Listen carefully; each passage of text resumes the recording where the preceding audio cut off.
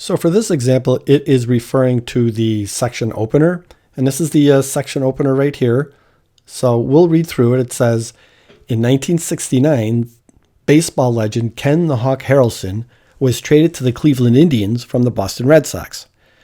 In Boston, Harrelson was one of the highest paid players in Major League Baseball with a salary of $150,000 per season. Rather than have Cleveland pay this salary, Harrelson suggested being paid 1 penny for the first home run he hit, 2 pennies for the second home run, 4 pennies for the next home run, 8 pennies for the next, and so on, doubling the pennies paid for every successive home run. His first season with the Cleveland Indians, Harrelson hit 30 home runs. Then, of course, up here it says, how much would have Harrelson been paid his first season in 1969 with the Cleveland Indians? So what we're going to try and do is we're going to try and recognize a pattern that's developing with the growth of this money, because there's a lot of patterns involved in finance. There's certainly a lot of patterns that we're going to follow as this chapter progresses.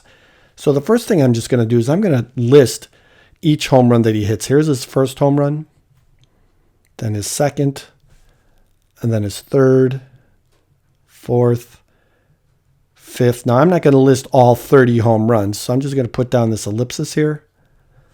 And then I'll put down his 28th, 29th, and then 30th home run. Now, for his first home run, he gets paid 1 penny.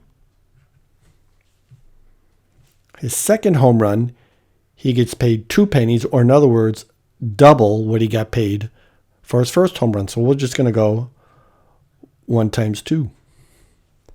For his third home run, he doubles what he hit for his second home run. So we take this and we double it.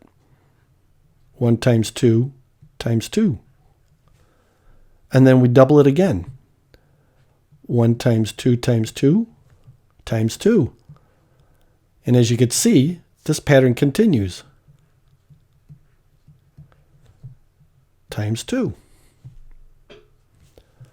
1 penny, you got hit 1 penny, or got paid 1 penny. Got paid 2 pennies for his second home run. 4 pennies, 1 times 2 times 2 for his third home run. 8, 1 times 2 times 2 times 2, that's 8. 16. And you could see as this pattern continues, you could see by the time he hits his 6th home run, he's already getting paid 32 pennies.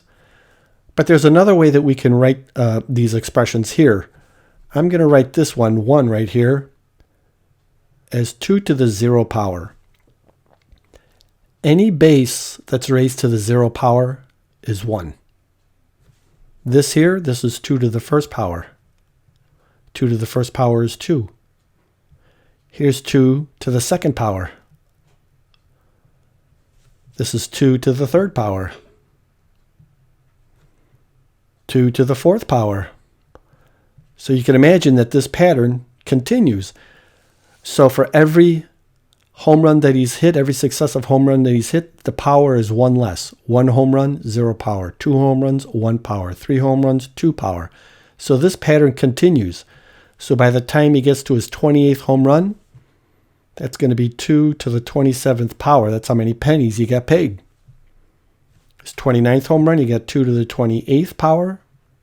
That's how many pennies he got paid.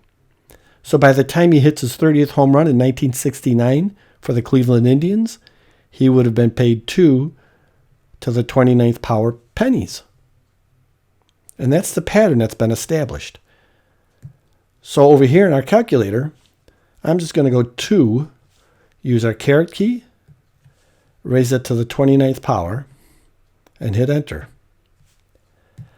That is 536,870,912 pennies he would have been paid. If we divide this by 100, there's 100 pennies in a dollar.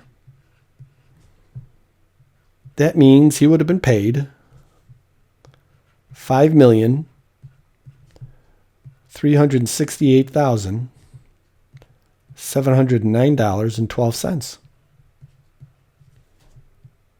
That's a far cry from the $150,000 they actually paid him. And there you go.